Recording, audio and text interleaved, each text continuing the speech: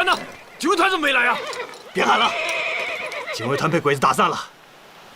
这帮该死的小鬼子，搞了个突然袭击。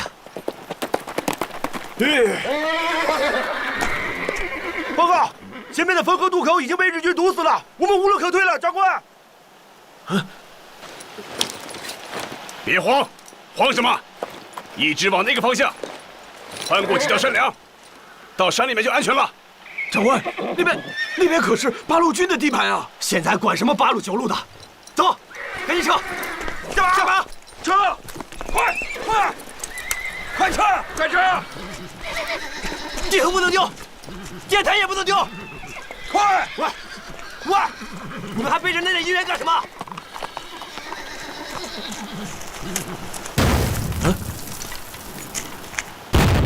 奇怪呀，长官。好像是有人在替我们阻击日军。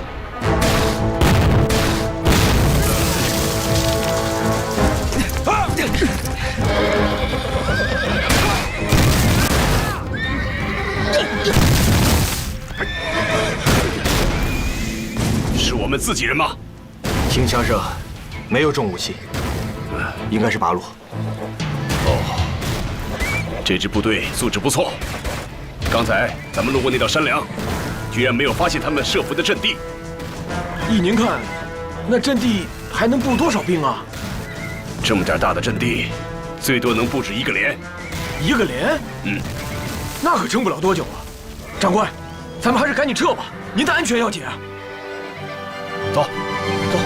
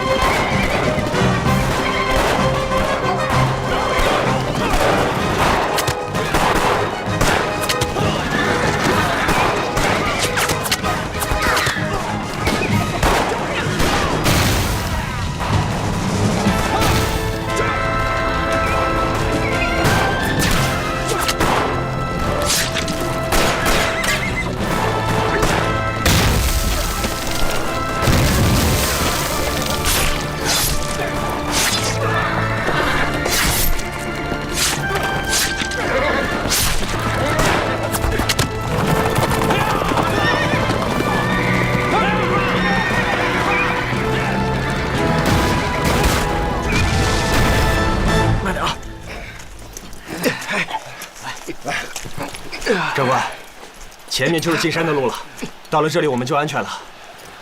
让弟兄们休息会儿吧。休息会儿。好，兄弟们，原地休息。歇会儿，歇会儿。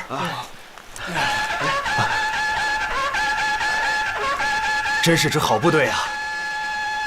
都打到这个时候了，还能搞反冲锋，难得呀。估计也拼得差不多了。这个连呢，完了。啊，去查查，那是谁的部队？我要嘉奖他们。长官，你看，那边有情况，有人来了。望远镜。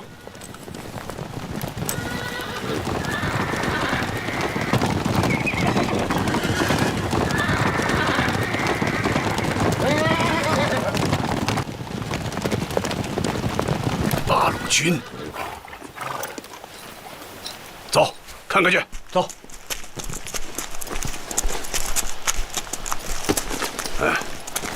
好样的！八路群115师686团312连长王永禄向你报告，我连奉命实施阻击掩护，现已完成任务。这是你们遗留的马，还有那些包裹。啊，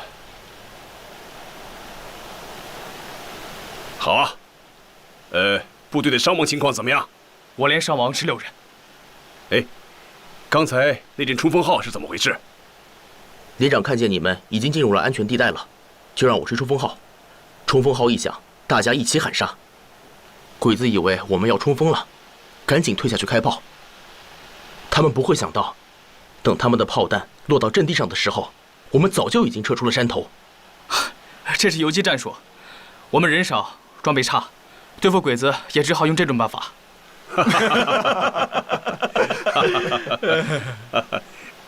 好样的，好，这游击战打得好啊！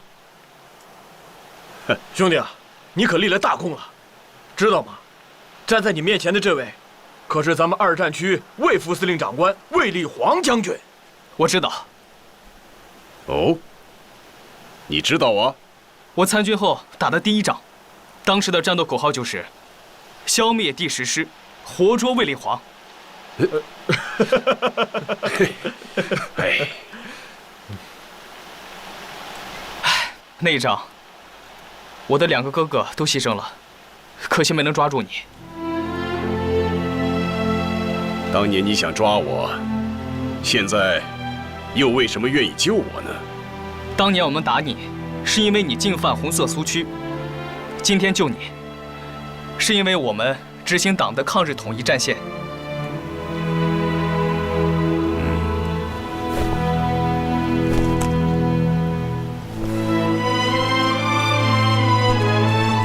哎，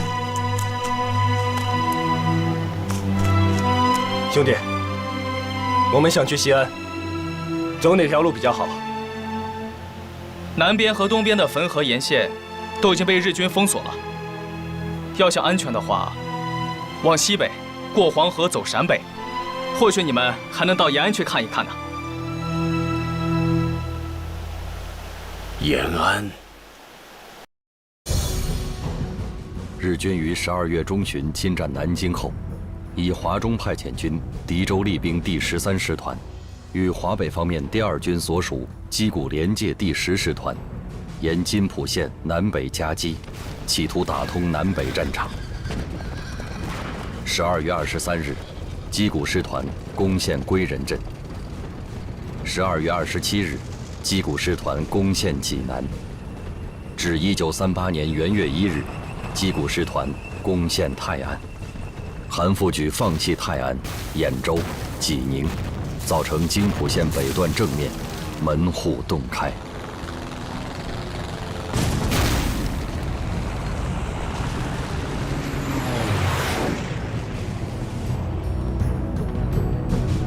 校长，这是军统电讯科最近破译的一份韩复榘和日军第2军司令官西尾寿造来往的电报，有充分的事实证明，在山东开战之初，日方对其实行了离间工作。只要韩复榘的军队不直接参与作战，日本的飞机就不会轰炸济南和青岛，山东可以避免战争的烽火和严重的损失。文佐，您还记得西安事变吧？当时韩复榘发出了马电，他主张的是各省自治，还主张在野名流召开这个国事会议，由国人自己来解决。此人把口载留了。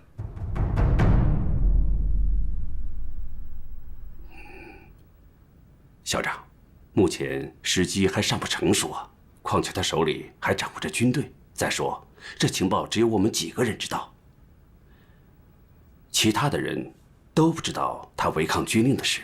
如果这个时候他要是在前线被杀，恐怕传扬出去不好收场啊。要不在第5战区开个军事会议，再研究一下。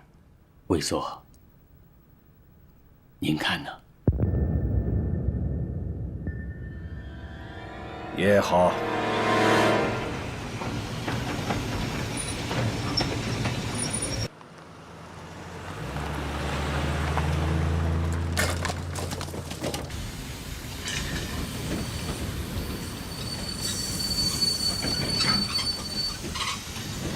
快点，快点，快点！集合了，集合了！快快快，快点！集合了，集合了！快，快，集合了！都快点啊！敬礼！礼兵！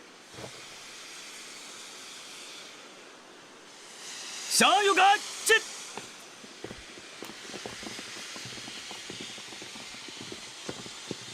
向前看！季父兄，屈尊大驾，亲自迎接，俺老韩担当不起啊！哎，客气了。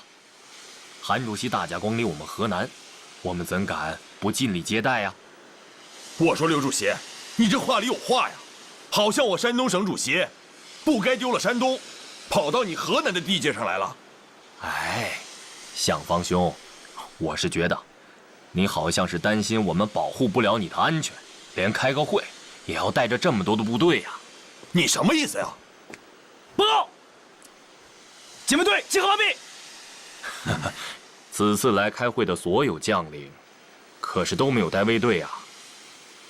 混蛋！你们都跟着我干什么？丢人现眼！给老子滚回车上去！是，滚回车上去！快上车！快点车！快点，都快点！快！我老韩一介武夫，带惯了部队，走到哪儿都爱把部队当成命根子，啊！见笑了！向方兄，请吧。京福兄请。请。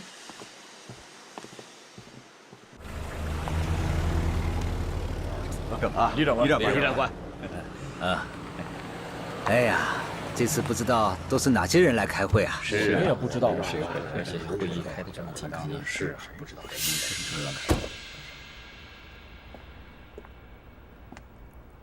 该啊，向方兄，辛苦了。你的部队情况怎么样啊？主力部队已经转到鲁西南、曹县一带。什么？济南丢失也就罢了，可泰安是战略要地啊，你一定要想办法拿回来呀！哼，南京都弃守了，又何必死守泰安？收复失地，来日方长。我不想跟日本人硬拼，白白消耗我的部队。向方兄，作为一名军人，怎么能够……哎，两位，军事问题嘛，可以稍后再商量。今天难得5个战区的各位长官光临开封，一会儿散会后啊，我一战区做东，请大家在酒桌上好好打个擂台。好啊，那请吧。请啊，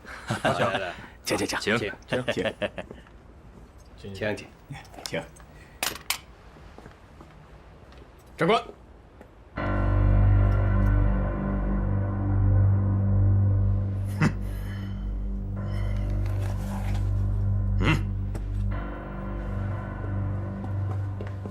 目前，华北和华东的战略情况就是这样的。总参谋部得出的结论是，形势已经到了万分危急的地步，但要竭尽全力扭转战局，尚有可为。大家刚才都已经听完了白总长介绍的战况，是万分的危机。可就在这万分危急之时，由于我们有的高级将领不执行军令，擅自放弃黄河天险阵地，致使日寇全线进入山东，继而又占领了济南、泰安等数座城市。这个责任该由谁来？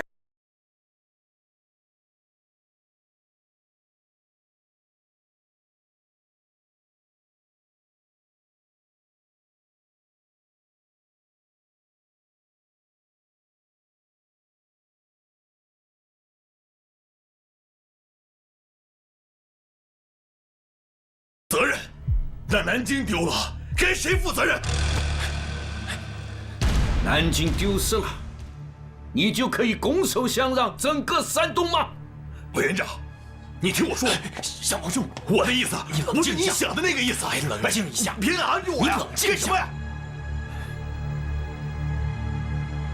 向方兄，咱先出去消消气。我跟你说啊，我是丢了山东，可是能怪我吗？要不是老蒋调走了我的重炮旅，绝不是今天这个结果。咱不说这些，咱先出去消消气，消消气啊！阎锡山丢了太原，唐生智丢了南京，为什么只追究我韩复榘的责任？还不是他老蒋偏心，想着阎锡山啊！上车！哎，这不是我的车，这是我的车，我先送你回去消消气，好吧？来，上车。奉军委会之令，韩复榘，你被捕了。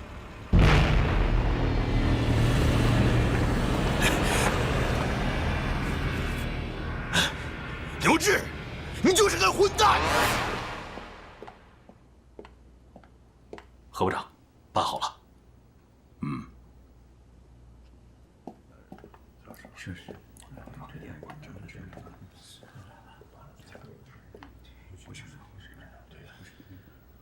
诸位同仁，韩复榘身为地方军政长官，居然违抗军令，擅自撤退，虽名为自保，实已罪同卖国，不杀不足以平民愤。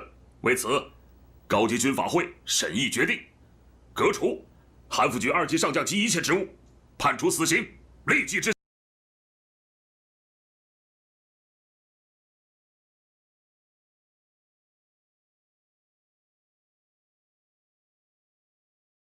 一本此字，始终不渝，即敌军一日不退出国境，川军这一日是不还乡。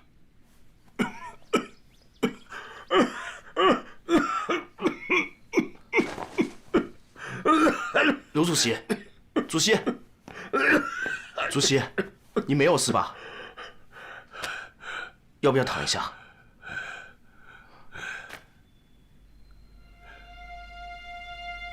刘主席，您，蒋委员长，当初我请他入川，是诚心诚意的。后来，我把重庆让给他做陪都，更是诚心诚意的。为了抗战大局，我主动带川军离开了四川呢。主席，你歇歇气，您歇下气。我原打算带领我的川军弟兄，好好的和小鬼子打一仗，没成想，刚一出川，就被他老蒋踩得东一块西一块的，那个仗打的呀，是稀巴烂了，子弹用光了，他老蒋一个大字都不给，还在那里骂我们，说我们川军是草鞋兵啊，是狡猾。主席，主席您不要激动了。好歹我现在还有23集团军，我还有机会，我让他老蒋好好的看着我们川军雄起的样子。主席，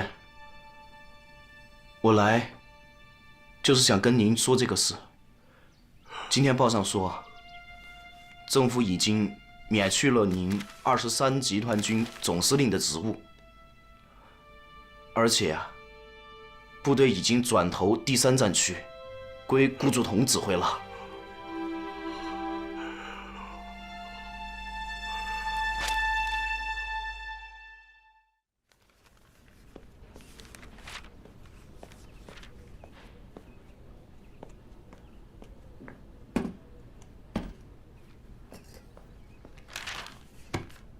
南京刚刚实现徐州大战战绩，偏偏在这个时候，东边死了个韩复榘，西边又死了个刘湘。分开来讲韩复榘的被杀是该杀的。在战争中，必须提倡英勇向前的精神，必须要反对逃跑主义的倾向。但是刘湘的死未免有些太可惜了。有报道说，刘湘是被蒋介石给气死的。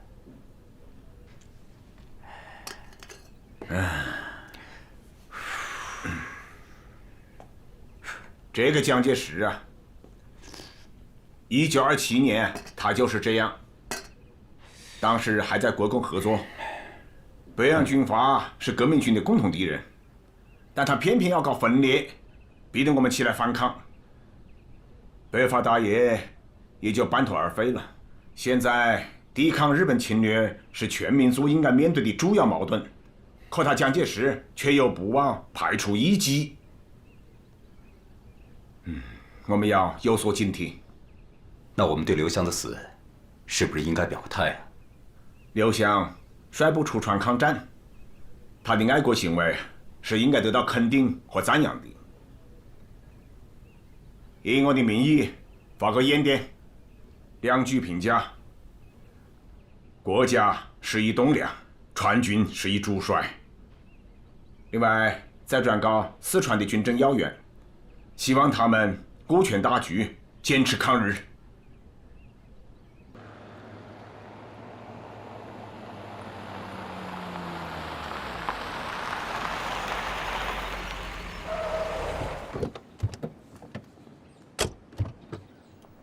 哎呀，啊，参座好，恩来好，诸位好。恩来呀，你的想法我已经向蒋委员长报告了，他已下定决心进行会战。我马上就要去徐州，去帮助第5战区司令长官李宗仁。临走之前，还想听听你的意见。好啊，来里边请，请。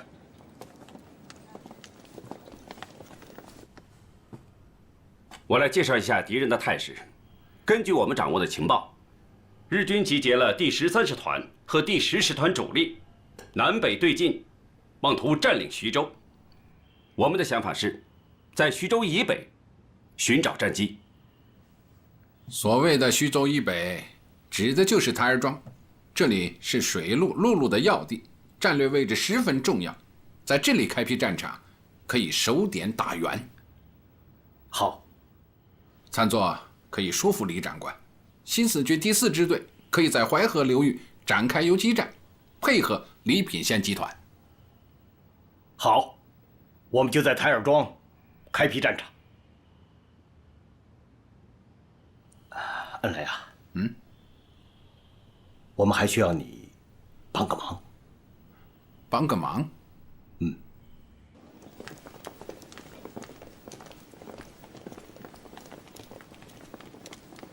好，再见，白参座。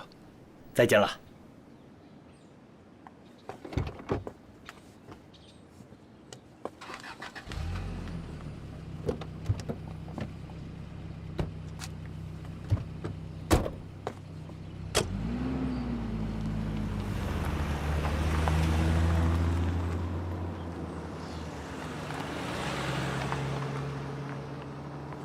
刚刚白参座说啊，想让我帮个忙，他要向我借个人，帮李宗仁打好这第1仗。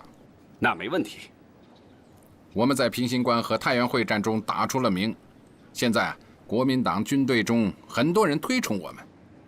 阎锡山在山西经常请我们八路军给他们讲课，彭雪枫就去了好几次啊。白参座想要谁呀？他呀，是想要我们的爱萍同志。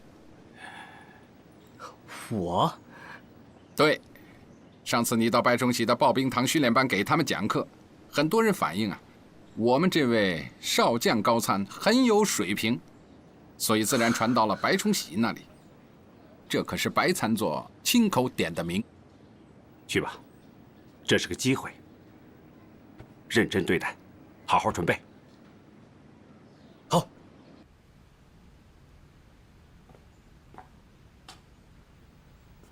台儿庄之役，日军可能是开进机，战斗展开机。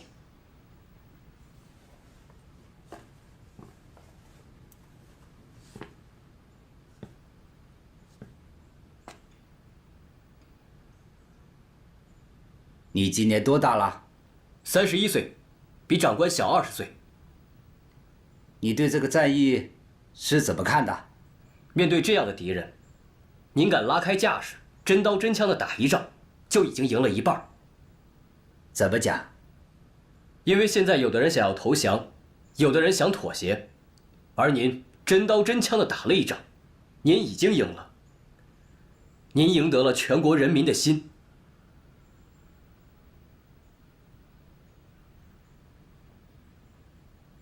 那你认为最先打响的会是哪支部队啊？矶谷师团，可能打响第1枪。那我方的弱点呢？有。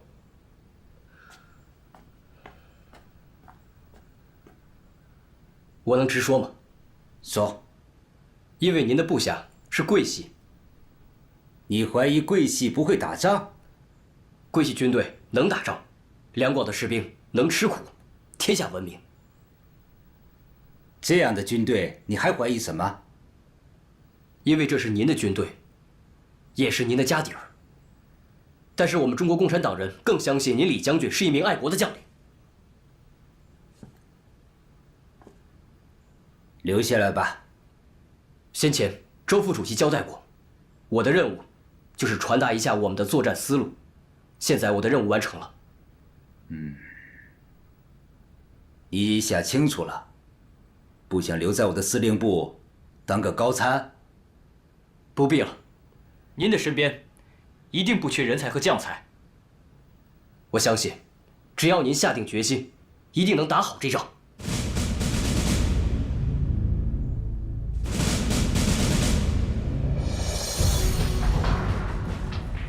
第5战区司令长官李宗仁命令第3集团军迎击矶谷师团，命令第22集团军坚守藤县。矶谷师团遂在藤县以北地区被川军拖住，陷入苦战。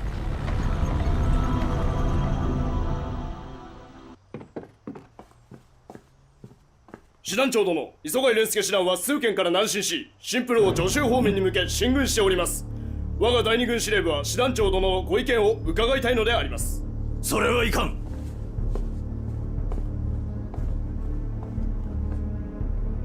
磯貝の力だけでは徐州攻撃は無理だ。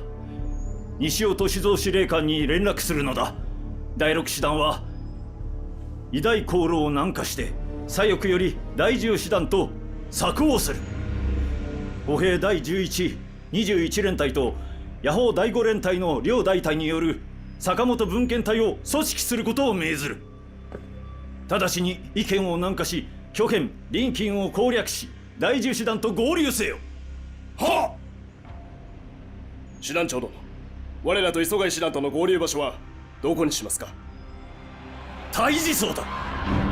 元月18日，板垣征四郎面对矶谷师团困境，紧急组建坂本支队，以第21旅团长坂本顺为支队长，下辖2个半联队，从山东潍县南下，进攻莒县，以配合矶谷第10师团向鲁南的推进。3月14日，台儿庄战役打响。同日，日军坂本支队进攻临沂，矶谷第10师团进攻藤县。台儿庄战役第1天，拂晓，日军矶谷第10师团在飞机战车的掩护下，向第22集团军前哨阵地发起攻击。10强日军向124师发起攻击，界河日军和127师在激战，襄城日军与125师在激战。汇总当前战况，向委员长报告，台儿庄开战了。是。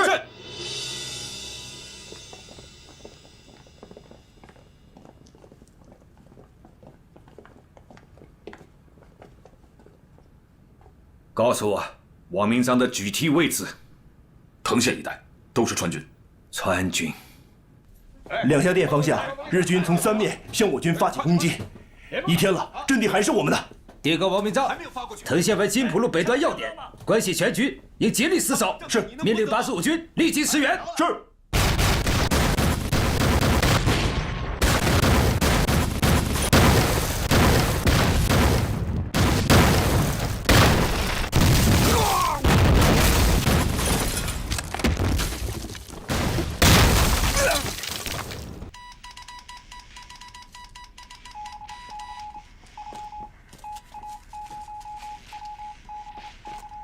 报告，紧急电报！林长官，3个方面均已失守，我已把部队收缩到藤县县城。现在敌人已经进行了2个小时的炮火打击。你现在还有多少人呢？不到3000。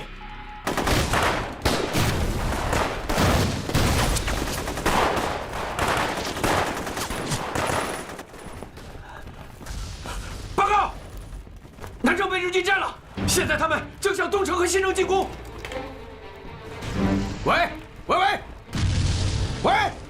所有的电话都打不通了。现在只有西关还在我们手里，我们可以在那里组织反击。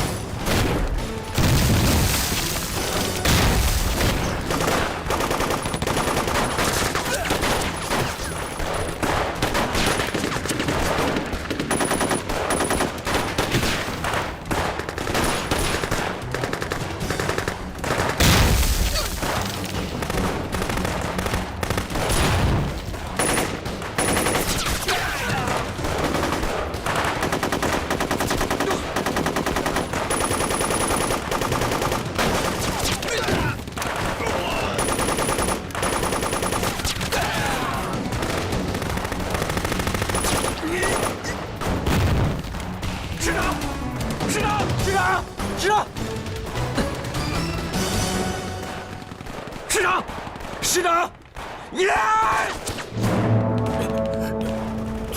我们守了几天了？3天半。你能确定是3天半吗？我确定。可老子的，我们赚了，赚了，赚了，我们赚了！师长，师长，小鬼子，老子和你们拼了！3月18日，日军矶谷师团攻陷藤县，当晚向临城、枣庄发起进攻。川军第122师师长王明章殉国，旗下伤亡10000人以上，日军死伤达2000余众。藤县保卫战为第5战区的台儿庄战役赢得了事件。1938年春，日军第108师团主力。第16、第20、第109师团及9警旅团各一部，共3万余人，分9路向晋东南地区的中国军队大举围攻。据此，第2战区东路军总指挥朱德召集国共双方的高级将领，共商对策。会议已经进行到第5天了。总之，我们的方针是以内线牵制与外线机动相结合。以广泛的游击战与有利条件下的运动战相结合，只要坚持以次要兵力钳制敌之数路，而以主要兵力对付敌之一路的原则，就一定能够粉碎敌人的围攻。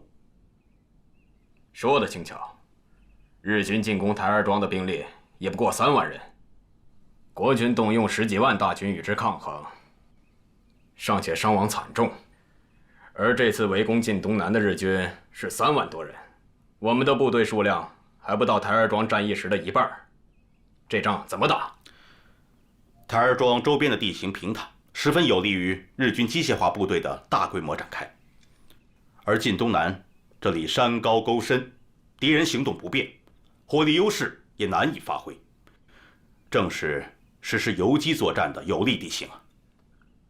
山高沟深，日军行动不便，我军行动也同样不便呢。我看，在内线作战的部队是最吃亏的，他们等于是被日军堵在屋子里打。曾局长，请放心，留在内线牵制敌人的任务将由八路军担任，在这方面我们有经验。可是，外线作战也不好办啊。台儿庄战场的那些外线部队，差不多都打光了。台儿庄采取的是正面阵地防御战术，总是死守着一城一池跟日军硬拼，所以才伤亡惨重。我们是要在外线进行大规模的游击战术，不断的侧击、伏击，并适时集中兵力，歼灭敌人一部，从而达到运动中击破一路、震撼其他各路的效果，从而粉碎敌人的9路围攻。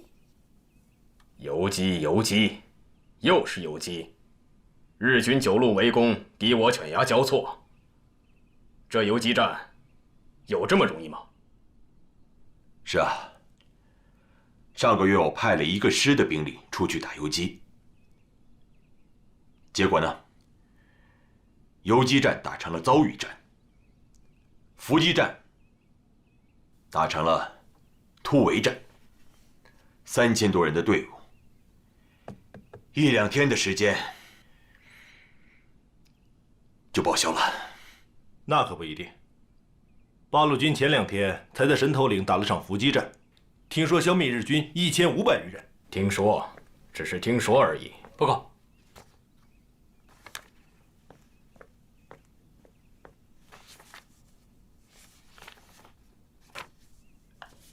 诸位，我这里刚得到个消息，129师将集中3个团的兵力，在韩长公路上打一场伏击战。我想邀请诸位到现场观摩指导一下，不知诸位意下如何啊？这个嘛，你看呢？既然是去观摩我129师作战，我刘伯承绝对可以保证各位的安全，请大家放心。咱们当兵的哪里会怕看打仗？我愿意去，我也去，我也去，我去。那既然刘师长在这里开会，那这场仗由谁来指挥呢？是我们129师的副师长徐向前。原本是八路军第129师的一次山地伏击战，应了朱德总司令的真诚邀请，变成了八路军和晋军高层指挥员帷幄携手的一次战地观摩。下面由我来向大家介绍一下我们具体的作战部署。你看那边，386旅771团为右翼，769团为左翼，埋伏在公路以北的山地，并派出小部队到公路以南这个山脚下进行埋伏。386旅772团主力集结于马家拐，阻击可能由黎城来源之敌，掩护我伏击部队右后方的安全。769团以4个连的兵力深至春树岭、河南店之间，阻击可能由歙县来源之敌，保障我伏击部队左后方的安全。既有伏击的安排，又有阻击援军的准备，考虑得很周全呐。一处受袭，他处必援，这已成了日军的基本规律。所以我们有时候要反其道而行之，采取攻其必救、歼其救者的这种战法，专门打击敌人的援兵。既有大夫，又有右辅，你们真不愧是游击战的专家呀！说的是啊，设伏地点选得不错。部队什么时候进入阵地啊？部队已经进入阵地。已经进入阵地了。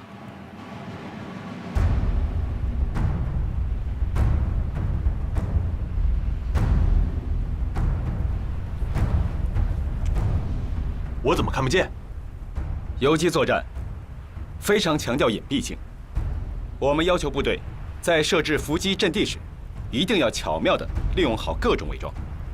挖工事时，尽量不翻动旧土，踩倒的草要顺着风的方向给它扶起来。在神头岭战斗中，敌人的尖兵距离我们的伏击部队只有10米左右，没有发现我们。佩服，佩服。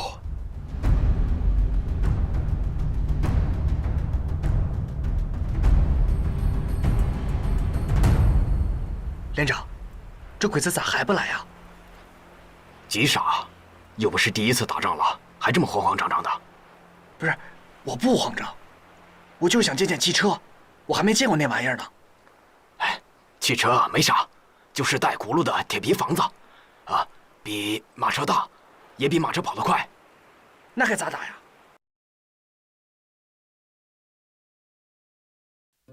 不打那铁皮房子，那里头有人。打春轮子也行，春轮子里有信儿，一打就漏气了。要这么说，还是打车轮子比较好啊。汽车嘛，它一漏气就不行了。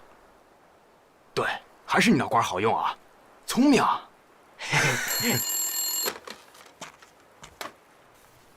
讲。东南高地发现日军骑兵，大约200人。我知道了。原计划没有我的命令，不得变更。部队不能动，一定要埋伏好，不能暴露。情况先不要传下去。是。怎么回事？东南高地发现敌骑兵200人，正向我侧后运动。有可能是日军已经发现我们设伏的企图了，想从右翼侧面出击，切断我们的后路啊！啊，如果被敌人抄了后路，那是很危险的。现在就应该撤出阵地，放弃作战，别做他途。但万一如果不是这样的，盲目撤出，岂不是失掉了获胜机会？徐向前，你是战场指挥，你来做决定。如果敌人发觉了我们的设伏企图，绝不至于只派200骑兵实施战术迂回。所以，我认为我军的行动并没有暴露。在没有出现新的情况之前，我决定继续执行原方案。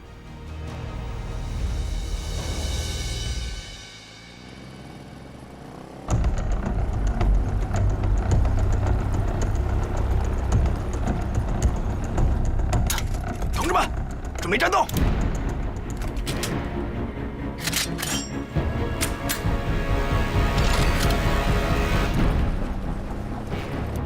别着急，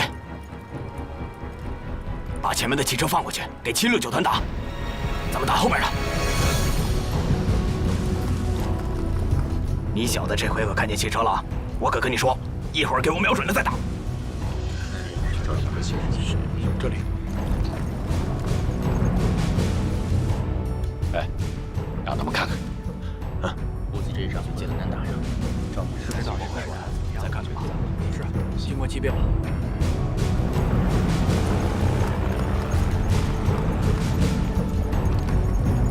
八路军的山地游击战，自东渡黄河以来，可谓打一仗进一步。先是第115师平型关首战告捷，继而是第129师夜袭阳明补给场，接下来第115师广阳设伏2战皆胜，第120师在大牛店、雁门关、王董堡3战3捷。此番响堂铺伏击战，干脆利落。以小的代价换取了巨大胜利，是神头岭伏击战后第129师又一次典型的游击战。此役毙伤日军400余人，焚毁汽车180辆。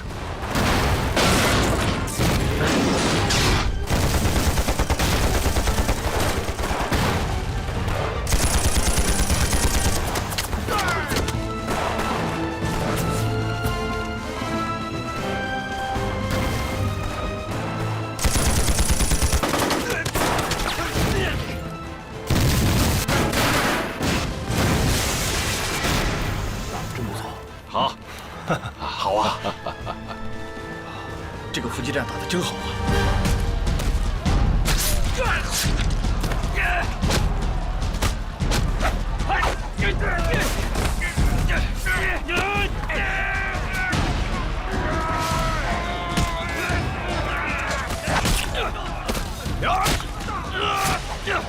怎么了？啊，哪受伤了？小王，小王，没事，我没事。啊，没事吧？没事。好，走。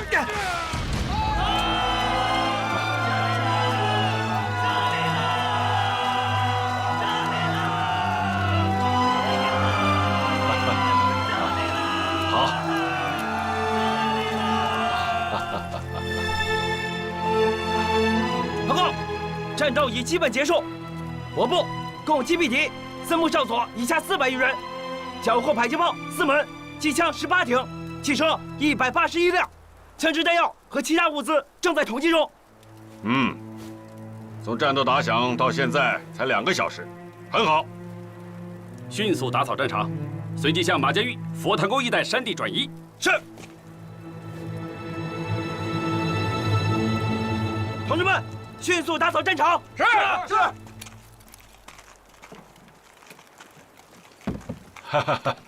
诸位，我想听听你们对这场战斗的看法。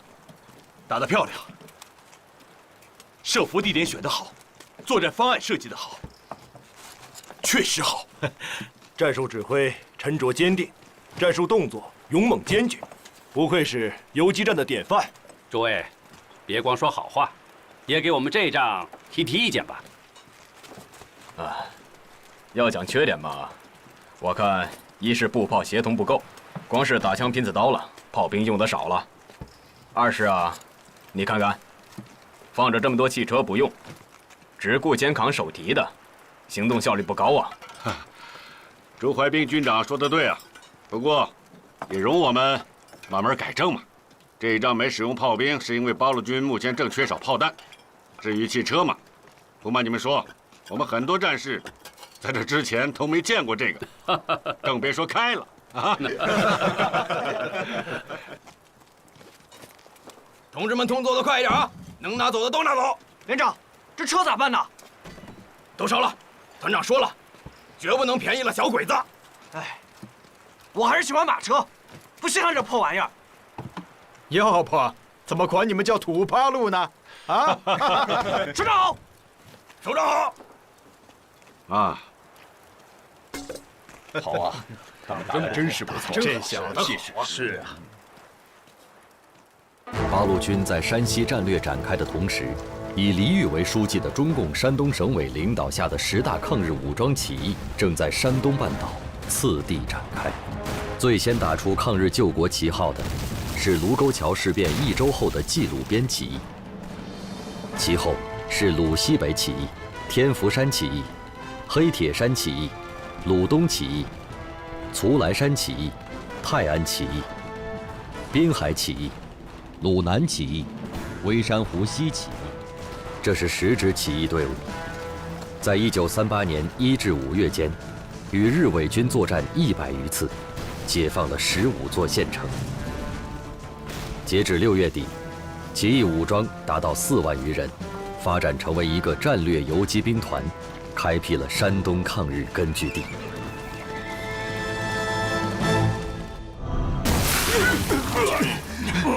军长，没事，军长，没事吧？军长，赶紧把司令部会移吧。是。下去，没事。局长，不行了，我守不住了。从莒义县到临沂，我5个团被打掉了3个，刚才又有1个团长牺牲了。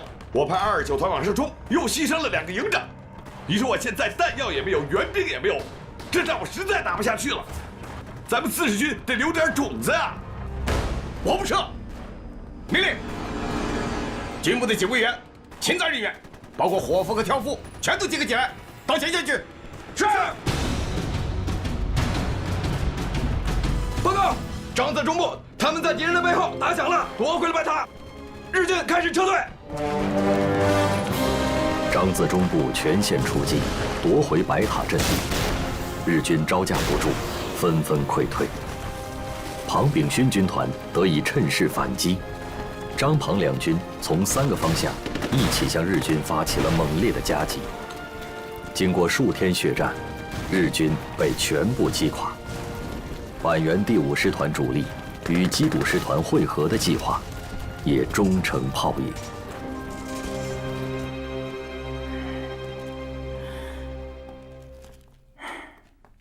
看来台儿庄还在我们手里。他们已经苦战了10几天了。哪里？李长官，我是张爱萍。是你？为了配合贵。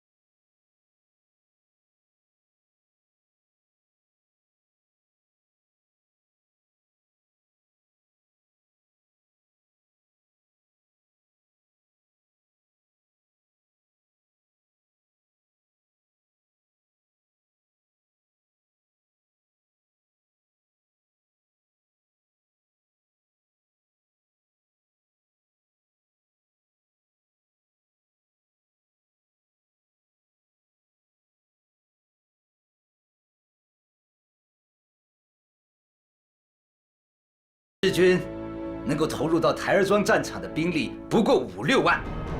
上峰命令我们要组织敢死队，大家沿着城墙到城的西北角，从那里越过城墙，进入到城内。咱们在敌人的背后打他。兄弟们，我们一定要把西城拿下，有没有信心？有！出发！向左！对！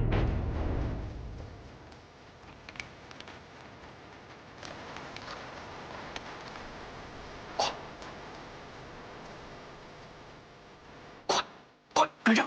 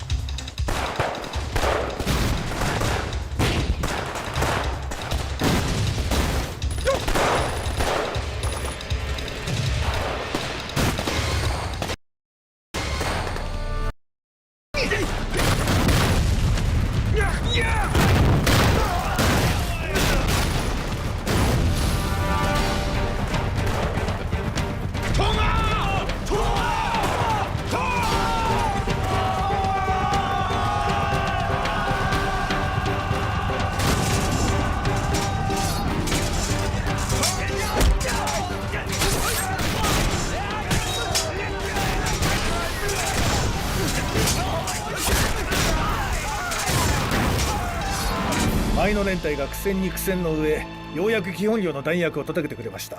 よし、この弾薬があれば夜が明ければすぐに対峙層を突破し、そのまま徐州だ。毎日これだ。昼間にせっかく道路を占拠しても、夜になると信軍の決死隊が反撃に出て、結局奪い合いの繰り返しだ。野戦と白兵戦は確かに西北軍の得意とするところだ。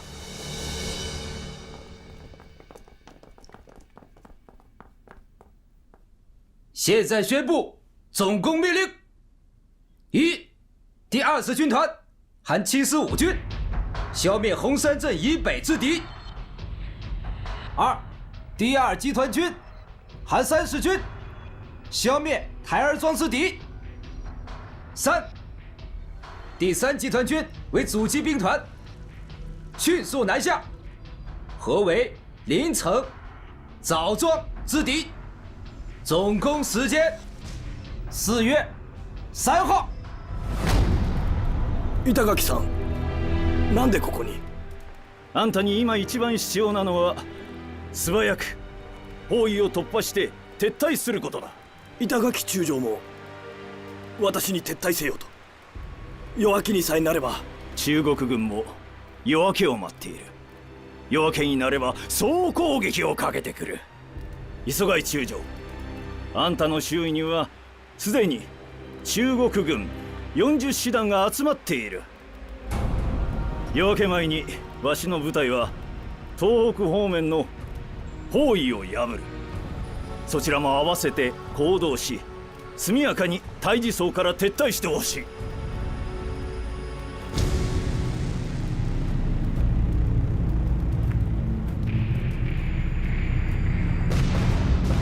赖谷支队炸毁了搬不走的军火、弹药、物资，向义县溃逃。4月5日，坂本支队也匆匆撤出台儿庄战场。第5战区以5倍的兵力围攻日军，并付出极大伤亡代价。中国空军战机出动，从空中持续打击溃退中的坂本支队。率先掠过溃退日军的是第31师骑兵连长刘兰斋和他的战友们。刘兰斋，一名在台儿庄杀出了男儿血性的中国共产党党员。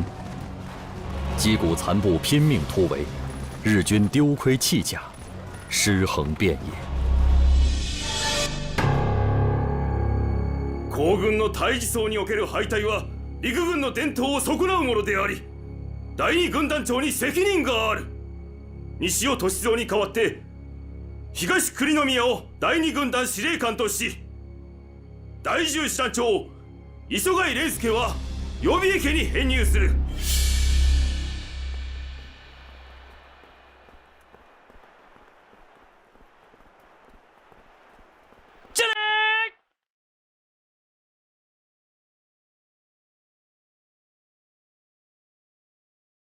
礼毕。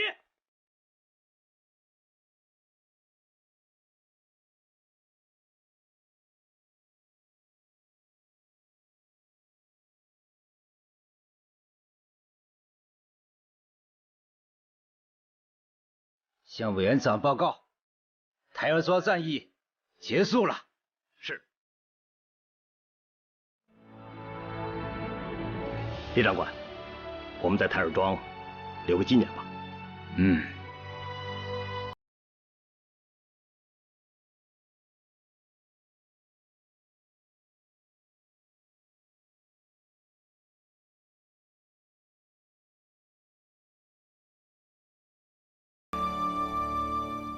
给李宗仁把东西发电，日军要和我们在徐州地区决一死战了。按原定作战计划，继续把日军吸引到徐州地区。我们还是老的打法，凭借地形，以守为攻。是。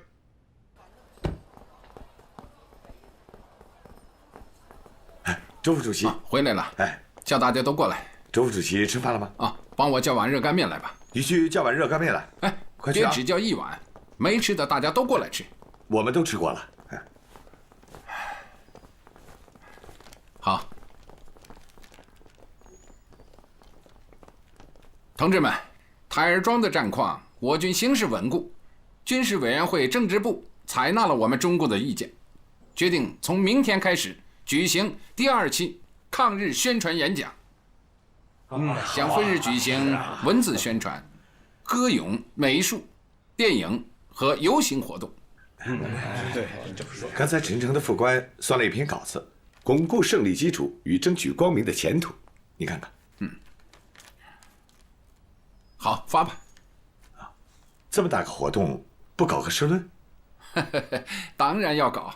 那您写还是叶高参写？还是我来写吧。建英同志在委员会那边举办训练班也很重要。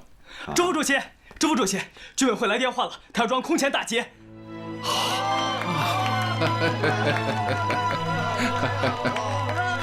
太好了！同志们，社论的标题有了，就叫庆祝台儿庄胜利。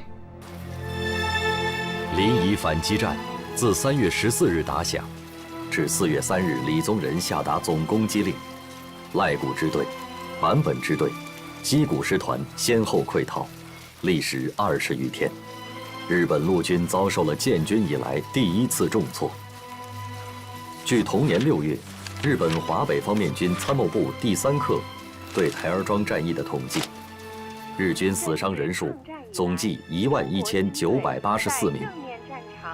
新华日报的战地报道，在整个鲁南地区，日军的死亡人数超过16000人。武汉3镇10万人热烈庆祝台儿庄大捷。先生，给我准备行头。举行了火炬游行。您这是？我要唱，我要在家里面唱。哟，梅大人，您这是准备要唱哪一出啊？穆桂英挂帅。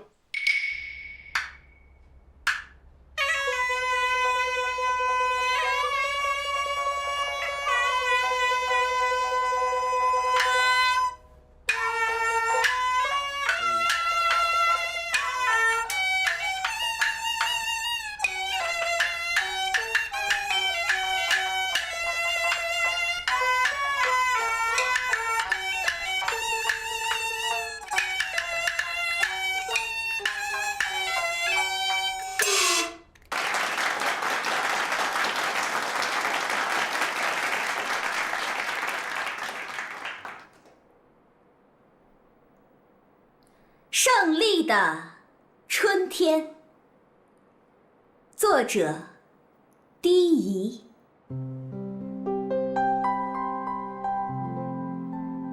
在在中国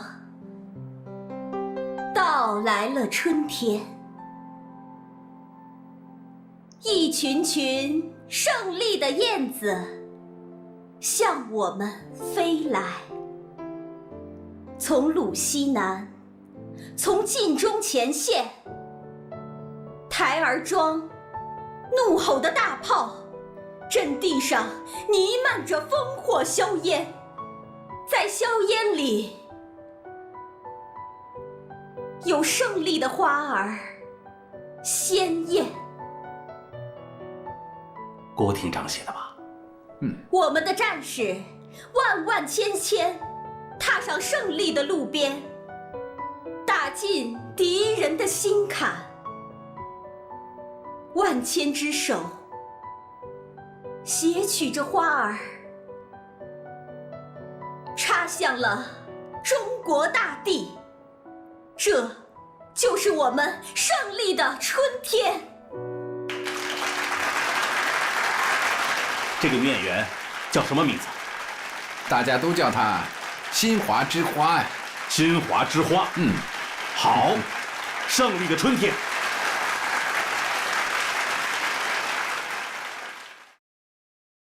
Die Zeitungen sind voll vom Sieg der Chinesen auf dem Schlachtfeld. Nicht nur in die deutschen Zeitungen. Die sind in Italien, in der Großbritannien, in den Vereinigten Staaten, Frankreich und sogar in der Sowjetischen Union. Alle haben über den Krieg in Fernost berichten und die Meinung dazu sind überraschend einig. Sehen Sie, hier ist das Titelbild von der aktuellen Ausgabe des Zeitmagazins. Oh, ein chinesischer Soldat in deutscher Uniform. Es scheint, die 80 Millionen, die wir investierten, waren nicht umsonst. Keine wichtige Rolle, der jetzt Chinas militärisches Abwehrsystem vor die Hindenburg-Linie der Verteidigung bekannt. Ja, die deutsche Macht spiegelt sich im fernen Osten durch diese Siege der Chinesen auf dem Schlachtfeld wider. Achtung! Heil Hitler! Mein Führer, wir sprechen gerade über den Sieg Chinas in Fernost. Dieser kleine Sieg interessiert mich gar nicht. Was mich kümmert, ist, ob sich dadurch das Kräfteverhältnis zwischen Japan und China verändert. Mein Führer, der Botschafter Dixon hat uns übermittelt, dass Japan uns auffordert, jegliche militärische Kooperation mit China zu beenden. Wir müssen uns wohl entscheiden zwischen Japan und China. 1938年4月15日，日军9路围攻之主力第117联队团长的指挥下，经过武乡进攻榆社。朱德和彭德怀根据我军集结情况，准备在武乡、榆社间夹击消灭敌人。遗憾的是，因国民党部队没有按令行动，致使夹击计划未能实现。八路军第129师继续寻找歼灭侵入之敌的时机。行け！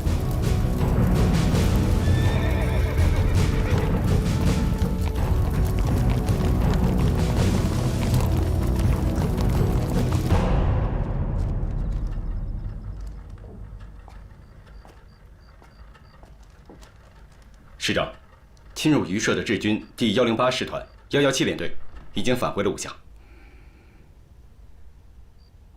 怎么退回去了？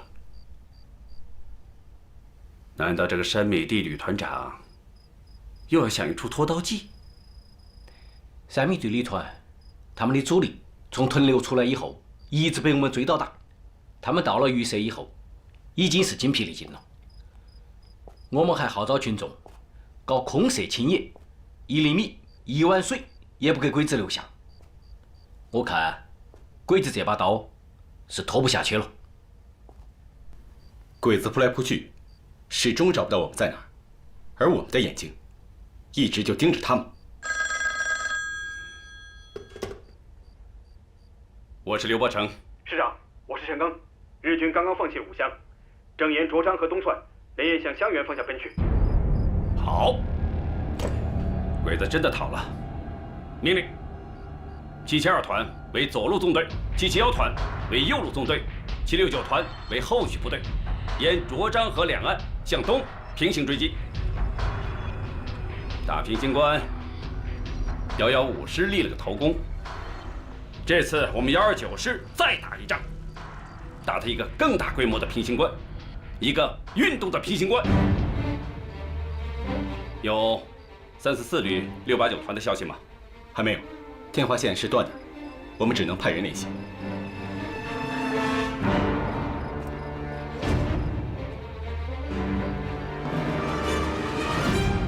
联系上他们之后，马上让他们进入战斗。由陈赓直接指挥，集中兵力消灭这股日军。是。战场就摆在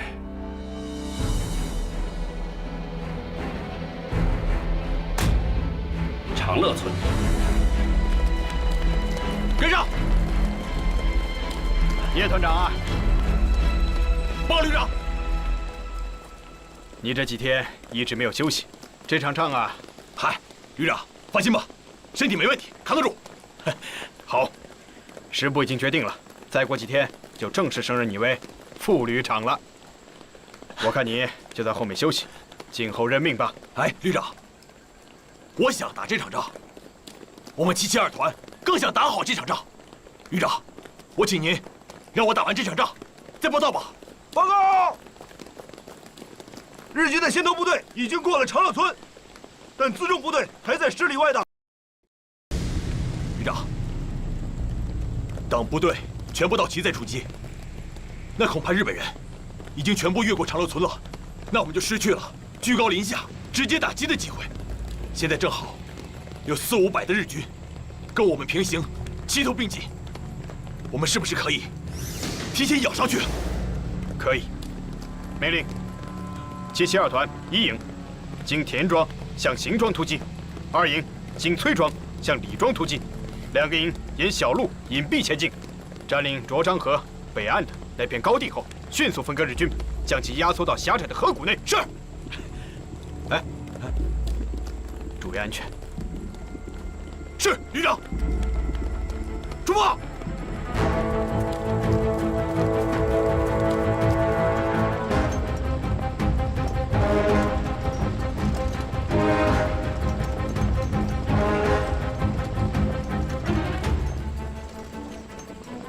跟上，快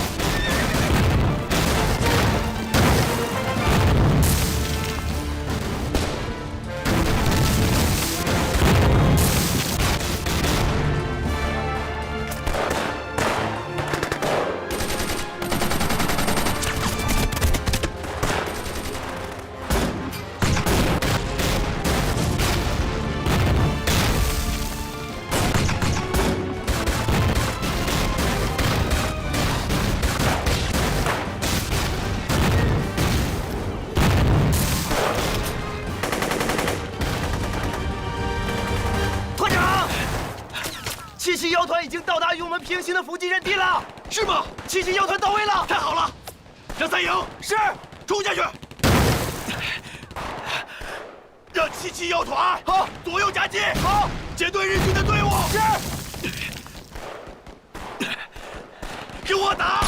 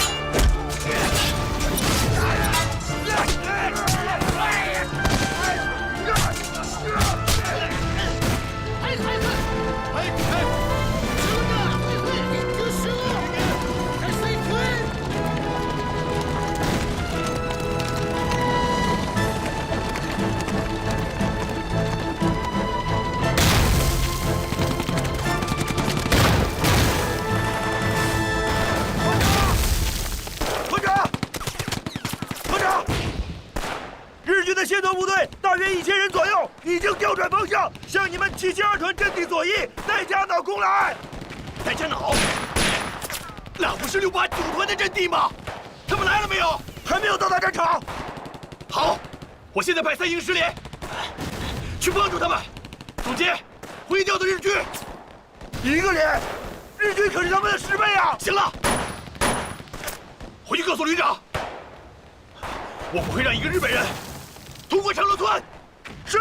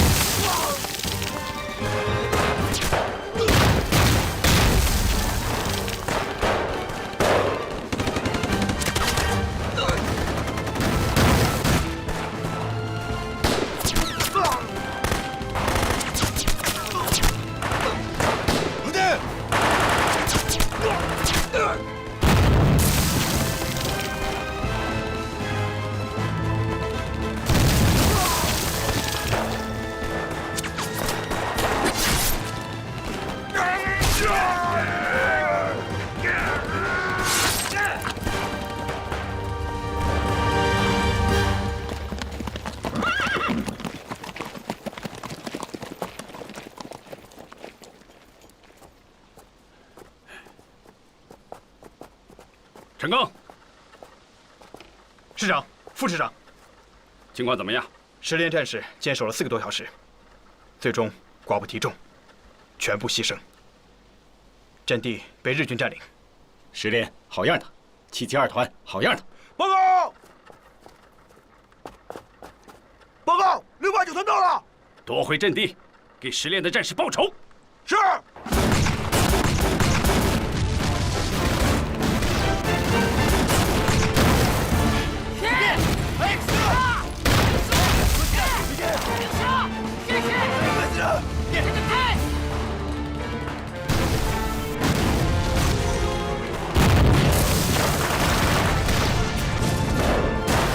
为10连的同志们报仇！冲啊！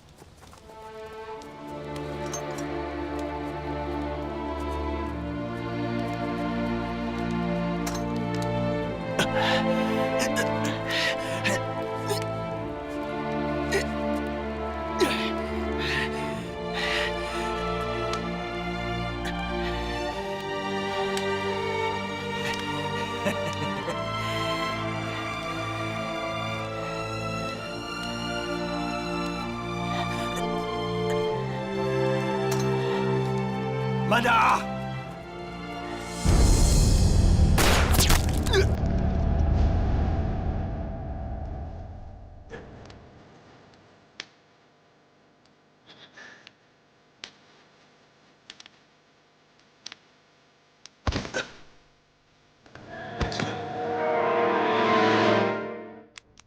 喂，好的，知道了。师长，日军已经全线溃败了。报告，辽县方向又集结了1000余日军。这曾万钟的国民党第3军搞什么名堂？刚从盘龙镇放了一波鬼子过来，现在又来了一波。师长，要不要结束战斗？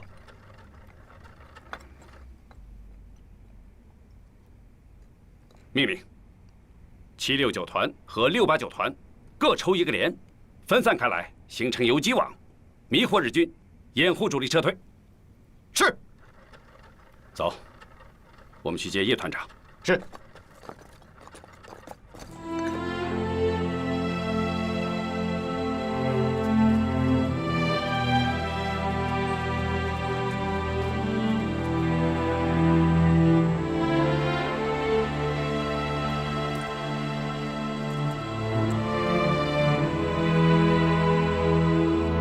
长乐村一战，共歼灭日军第108师团2200余人，重挫日军锐气，迫使其他各路进犯日军纷纷撤退。与正面战场常规作战的一次次战役不同，敌后游击战的重点是面而不是点，是持续发生、时刻存在的，而不是间歇性的，是整体而不是个别，是战略而不是战役。实质上，是抗日战争中规模最大、持续最久的一场特殊的战略大会战。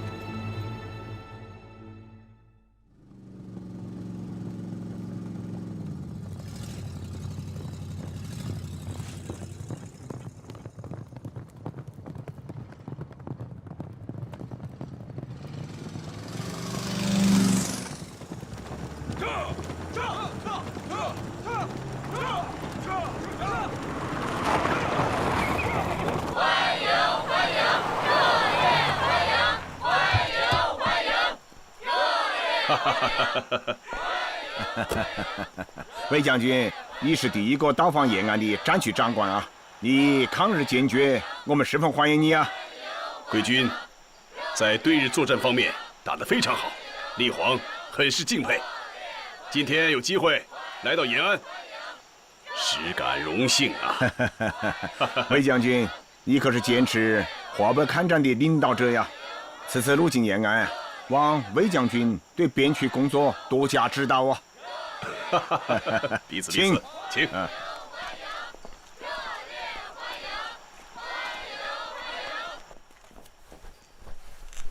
哎呀，立煌此次奉命赴西安，系指挥黄河两岸的部队，继续坚持抗战，直至取得最后的胜利。这次抗战中，我军已经暴露出一些弱点，遭受到了局部的失利，但我相信，只要我们把抗战继续坚持下去，这些弱点就会逐渐的消除。说得好啊！这次我来访问延安，受到你们隆重热烈的欢迎，我心里很感激啊，总得略有表示谢意才好啊。记录。激发第18集团军子弹100万发，手榴弹25万枚。牛肉罐头还剩多少？300箱。牛肉罐头180箱。魏将军这次来，可真算是雪中送炭哦。不，18集团军也是我们2战区的一员。而且贵军在政治工作、官兵团结、军事纪律上和战场表现上都堪称模范。对这样好的部队，我要不予以支持，那怎么还能称得上是抗日统一战线呐。